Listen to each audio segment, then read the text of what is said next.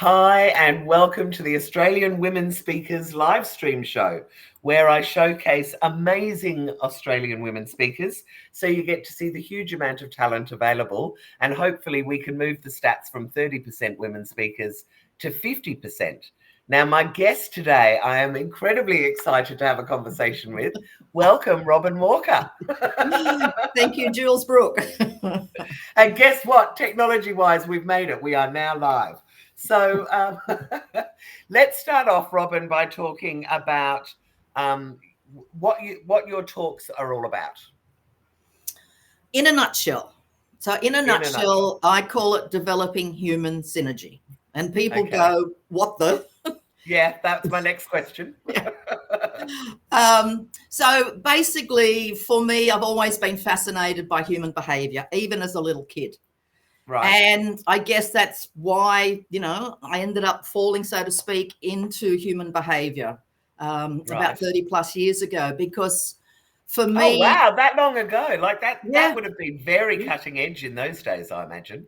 Yeah, we hear a lot about human behaviour now, but in those days, people, keep going. It wasn't a word. No, I was actually in advertising. So I had a really successful advertising career, had my own house, the whole bit. Yeah. And just became a little bit disillusioned with what I saw the materialistic side going. Yeah. And, we get wake-up calls. And so for me, it's like I'd always wanted to be a writer. So I thought... hang on, what was the wake-up call? Was there a moment in that career where you went, you know what, I'm done? Yeah, there was. What was it? Yeah, one of my smaller clients was the Cancer Council of New South Wales. Right. And we had just done a breast examination commercial, and a woman had written in to say thank you. She did a self-examination, found a teeny lump. But luckily it was still benign. And so pretty much she said, it saved her life. Synchronistically, at the same time, our head office in America took on a cigarette client. And Cancer Council would not be with an agency that had a cigarette client. So, I'm already having a bit of a social conscious wake up, and I went, I can't do this. Yeah. And I just thought, you know what? I've always wanted to be a writer. I wanted to make a difference, hiding behind a typewriter back then. So, sorry, let me ask, in advertising, were you a copywriter there? Were you one of the writers for advertising? I was account manager. So I was kind of like between, the link between the agency and creative and the client, which I loved. Yeah, I did that for years as well, those roles. I really enjoyed it for a time. It has its time, I think. What was your position? I ended up as account director, and I freelanced all over London in all sorts of different agencies. Oh, my God. So you know how much fun it is. I do. Oh, yeah, no, it's such a great industry when you're young, particularly, I think. But it's really hard. And for me, it was when my child was born, and I thought, you know what, being a mum and working in advertising is not a great fit, really, because, advertising is about early mornings and working through till 2 a.m. if you have to, and traveling. Okay, so you were working in advertising and you decided to do copywriting. No, I wanted to go out and be a writer. I'll be a writer, as in write books. To write books. So that's when I let the career go and, sold the house, and I found myself in Noosa. Oh, that's not a bad place to find yourself. and a number of years down the track, what was then the Hyatt Coolum, it's now the Palm Resort, but the Hyatt Coolum, they had this amazing outdoor rainforest with high ropes and low ropes, and they had companies coming in from all around the world. And so when I saw the ad for experiential corporate team development facilitators, a long name, I just went, oh, my God, it's got my name on it. So, so you worked in Noosa at the Sheraton. What a job. The Hyatt. The Hyatt, across the road from the beach, pretty much. Yes. Yeah, very nice. So that's where for 5 years I was taught to be seen and heard as a facilitator. Right. And then I ended up back in Sydney. And for me, getting back to that original question, what is it that, I do, the developing human synergy. One of the lines that I use now to explain my career path as a facilitator and speaker is from the Boardroom, to the jailhouse and most points in between. Oh my Professionally. God, great, Professionally. great statement. So I obviously have to ask the question that everyone asks. What do you mean jail? As in, I was allowed to go in and come out. Now, there's a beautiful organisation, Enough is Enough, Ken Marslew. People may have heard of Ken, Enough is Enough. So when we still had Berrima Women's Jail, I went in there and took my programs in there for the women through Enough is Enough and Ken Marslew. Oh, brilliant. Yep. And then more recently, a few years back, I co-facilitated with corrective service facilitators for some of their programs. Oh my God, I love that. That's very out of left field. I wasn't expecting you to say that. So talk to me a little bit more about your topic and why you particularly like talking about that topic. Developing human synergy. Well, because within, from the boardroom to the jailhouse, because also my trainings have been for corporate, small business, community orgs. I've traveled around presenting suicide prevention programs in regional New South Wales, worked in mental health, intellectual disability, yada, yada, yada. So in all those very diverse environments, and honestly, I feel so privileged that I've been able to be trained up in the University of Life. Yeah. And the bottom line, we are all people, first and foremost. True. Yep. Nothing new under the sun. It's not rocket science. And that's what this journey over the last 30 years has taught me, that when we peel back the layers of human behaviour and we start to understand the trauma that people have been through from teeny, and then we get them in a supportive, safe environment, and people start making more conscious, positive choices in their life. Right. Then the key is, Jules, they need to start forgiving themselves for some of the crap stuff they did when they didn't know better. When it was all unconscious, When it was all unconscious. So that's why I call it. Yep. Keep going. No, that's why I was saying that's why I call it developing human synergy, because when we understand that, then we all start working together as a collective, as a global village. Right. So with your talks, are you helping people pull back the layers? How do you do it? Do you identify what the different aspects are of human behavior, or how does your talk go? Well, like, what's the headline of it? Okay, so it depends on, what the client requires, what their outcome is, But at the end of the day, I also love working with behavioral styles. Okay. Because as we start to understand more of how we operate, we start to then understand more about how other people operate. Right. So anybody within... Hey? No, that makes sense, was all I was going to say. Good old technology, just that lag. Yeah. So anybody that's been within the training field and or human resources, etc., or have been, on various team development programs, they've probably heard of DISC behavioral styles or Myers-Briggs personality profiles. Yep. Yeah, all of those. So I love DISC because it's so simple. But over the years, I ended up creating my own, what I call leadership styles.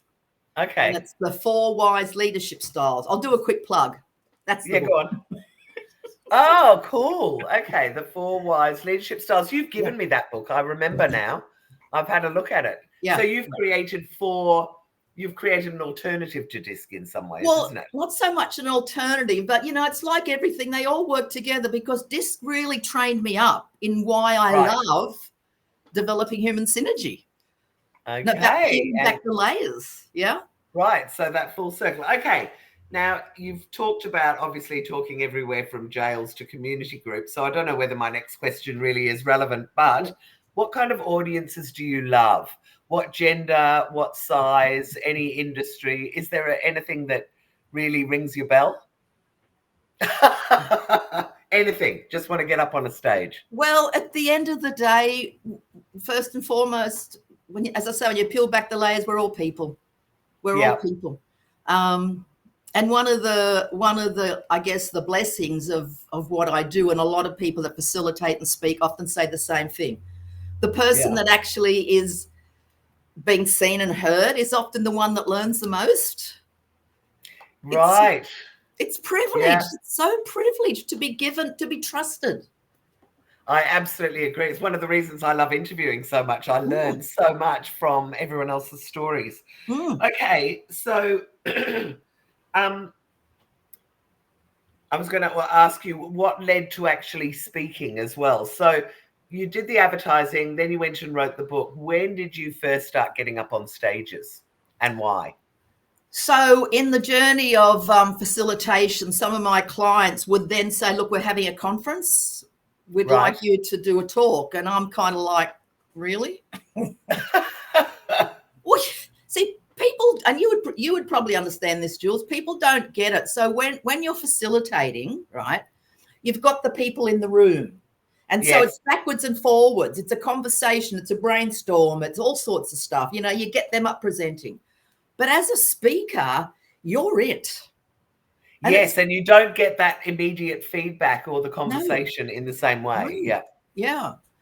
So a little bit over the years, and with a lot of the conference organisers over the years, they've approached me to do various, like a bit of emceeing work and to do a talk. Right. And that's happened in Sydney and Melbourne and WA over the years. But again, there was always this nerves, and but over the last few years, I guess since COVID. God bless COVID for some of the things it and that's did when I wrote that. Right.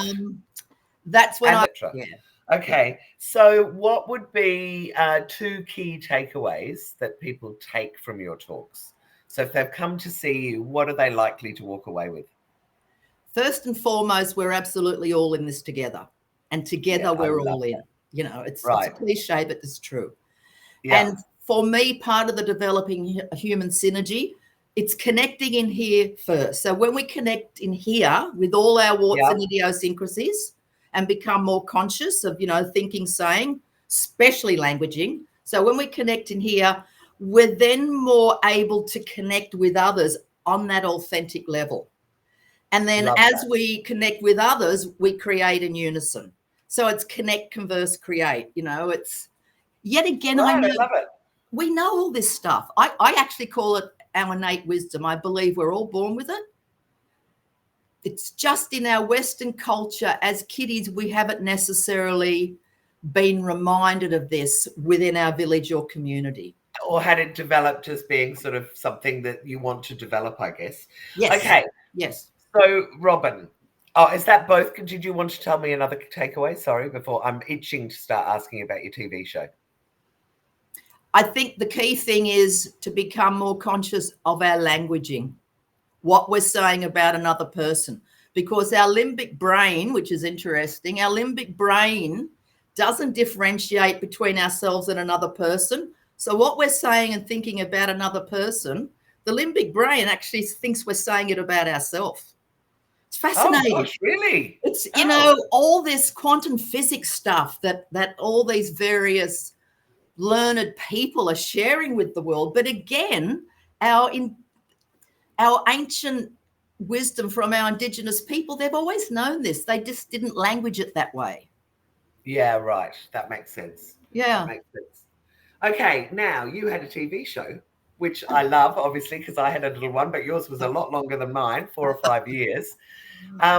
Talk to me a little bit about some of the, I don't know, well, tell me a little bit about how it happened, but also I'm interested to know what you got out of it. What did you love about it? And then we've got to talk about Olivia Newton-John. But let's start with how did you get the gig? How did that start? Okay, so way back when, Phil Donahue. Yes. Yes. So I used to watch Phil Donahue and then Oprah, and I used to think, oh my God, these people are so amazing. But as I watched them, they usually had quite short time frames with their guests. Yes, very short. Yep. And this was back in the early 90s. And I thought, you know, one day I'd love to have my own show, but I want the guest on for an hour because I want to find out what was their journey. Because, you know, we see people, we see people in the world doing amazing stuff and we think, oh, you know, that's so easy for them. It's like, no. So that was always something in my consciousness. And many years later, something just twigged, and I thought I need to do a TV presenter course in readiness. I just had a gut feel. Oh, right. That's interesting. So I went and did a TV presenter course with TV Pro Global, Sharon Lynn. She's still doing it. Amazing. And when she found out I was a trainer, she actually then got me to train new TV presenters 2 nights a week. So yet again, University of Life was teaching me how to be a presenter, seen and heard. And then through, I was doing a 2-day residential for a client, and the client wanted it filmed. And so I got someone in to film it. And this guy was involved with community TV. And by the way, guess what? Channel 31 is coming back on air because it had been off air for a few years. And I just went, oh my gosh.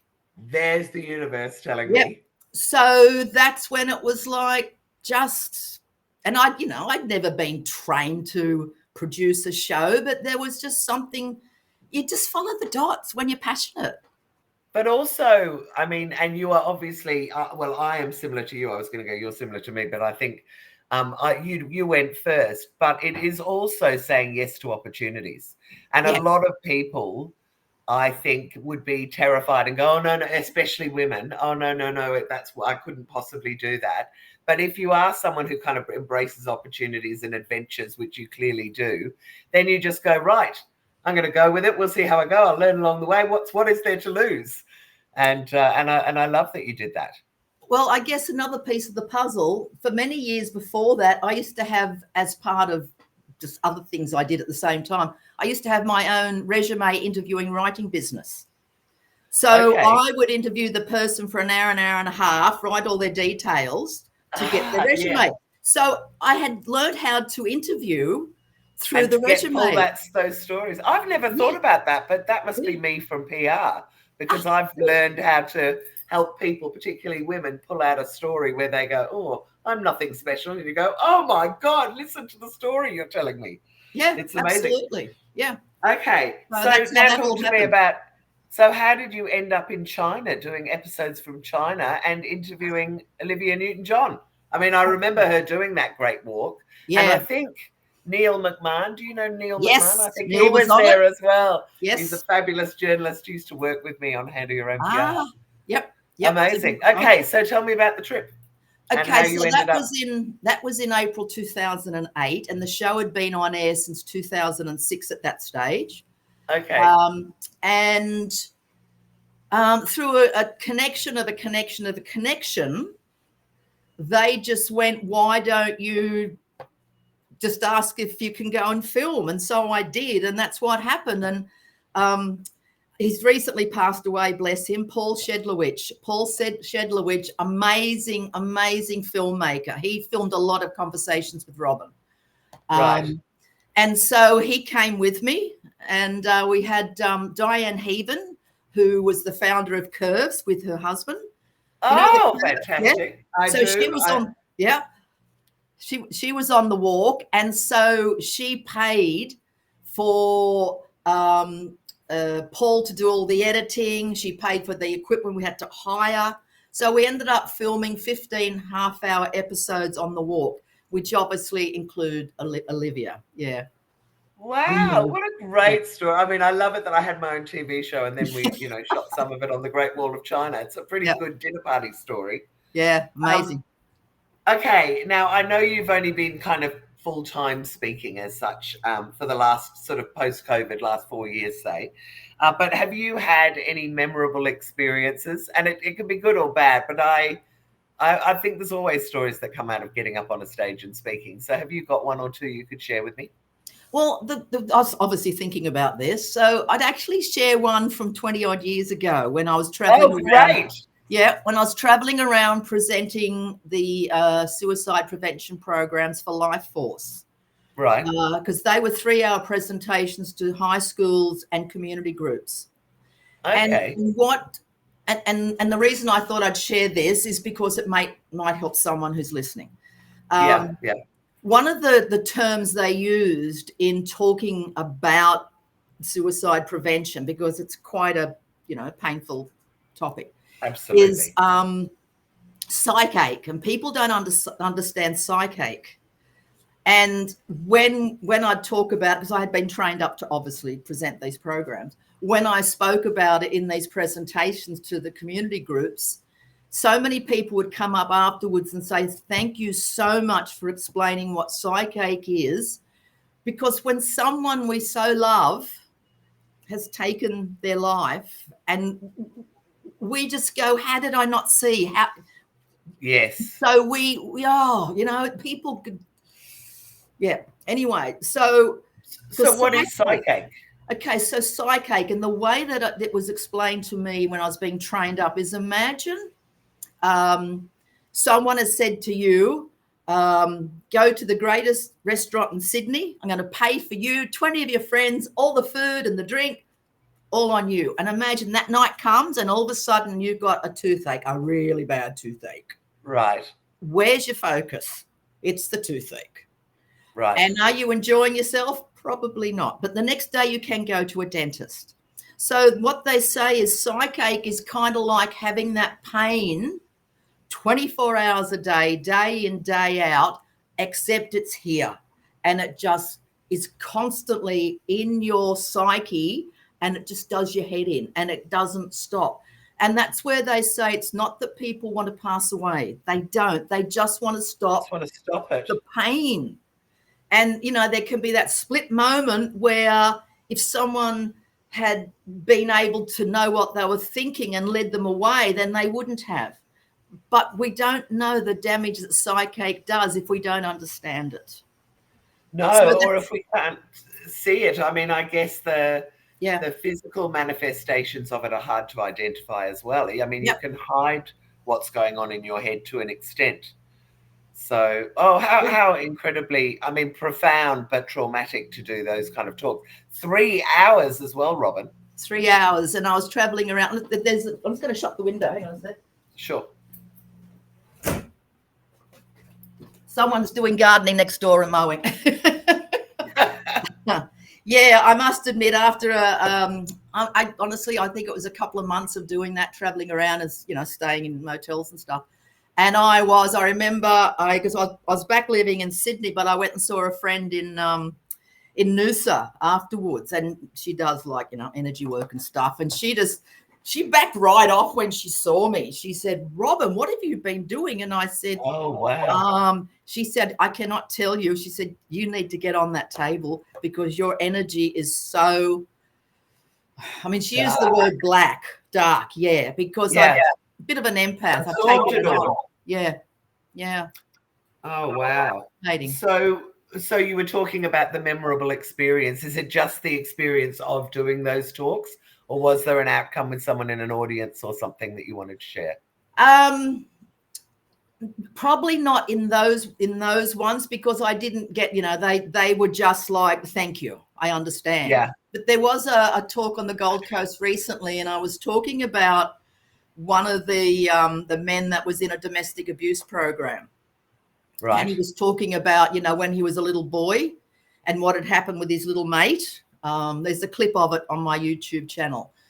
And one of the young men in the audience came up to me later and said, thank you. He had been in jail. And of course, one of the things that he had found since getting out of jail, attempting to get a job, people were judging him. And he understood that what I was talking about was, and, I don't want to get biblical because I'm not biblical per se, but the thought that comes to mind is, whoever cast the first stone, it's like we all have our warts, so no one's perfect. No one's perfect. We've all done crap. Some of us just haven't been caught. That's exactly right. It's like that statement from the boardroom to the jailhouse. And some people say, well, there's a lot of people in boardrooms. There should be in the jailhouse. So this young man got that I wasn't going to judge him. Right. And he also got that I had some understanding that, whatever, because he didn't talk about what he did, but whatever he did, it wasn't the essence of who he was. It was his learned behavior from childhood that he didn't have any support to overcome and heal. Yeah. And actually, you know, I used to work with the guy who was part of, I think it was the Children First or Child First Foundation. And I remember him telling me that all of the, you know, so much of the abuse and the trauma that happens into young children by family members or whatever, because it has happened to them, and that it's just this never ending cycle that unless we break it, it's just going to continue because people do, you know, learned behavior and all that kind of thing. So, wow, pretty heavy topic there, Robyn, anyway. Yeah. Well, yes and no. I mean, that's the other thing over the years is having been trained up, you know, by the University of Life, I know more how to manage my emotions. Right. You know, what you were just saying, because it's generational trauma, it gets passed down. And we're seeing it play out in the world now. We're seeing it in our workplaces. We're seeing it in our young people in the community. And, you know, yet again, people say, well, you know, how do we solve this? And for me, one of the big things is taking these people out into nature, because when we get away, when we get away from concrete and cement and, you know, all these things, have your hands in the dirt, and together as a team, and we just do things in nature and we reconnect, especially young people, back to here. I love that. And also what you get when people go away is that bonding that always happens when you have a group. So suddenly they've got a support network that they possibly didn't have before, and people who understand and are invested in them. Yeah. Wow, Robyn. Well, look, I could keep talking forever with you because you are truly amazing. And I would encourage anyone who wants an inspirational speaker or someone to help with their team or whatever to understand human behaviour, that Robyn is the woman to speak to. Robyn, if other than, obviously, you've got a profile on womenspeakers.com.au, how else can people get hold of you if they'd like to book you? My website, which is robynwalker.net, and the Robyn is a Y-N, not an I-N. So you've got the name there. So robynwalker.net is my website.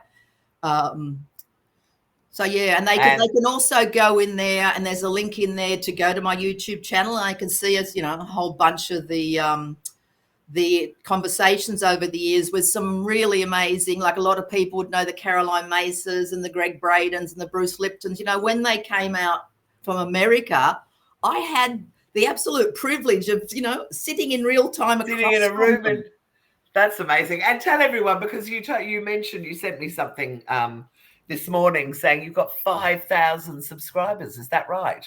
It's almost, I think it's 4.9 something. That is amazing, because I've had my YouTube channel, 3 or 4 years, and I think I'm up to 347 or something. So you're doing incredibly well. That is truly amazing. You're a very inspirational woman, Robyn. So thank you very much for doing this interview with me today. Well, it's true. If I could reach through, I'd give you a big hug. Well, we'll go in December at the She's the Boss Christmas party. Thank you. Well, thank you so much. Anyway, I really appreciate it. I can't wait to hear what people think of this interview, because, you know, you're great. Thank you, Jules, and thank you for what you do, because AWS, Australian Women Speakers, we know, you know, women have so much to offer. And we could talk about men's business and women's business, but we don't have time. But women's business, women coming from their heart space, so necessary to be out in the world to help create this village again. Yeah, I agree. And I also think the balance, we've got a lot of male domination in speaking, but we need the women coming in talking about some of the nurturing and the more human. Yeah, because it's never about making the men wrong per se, because it's not. It's just, as you say, it's just bringing the two genders together. Yeah. Thank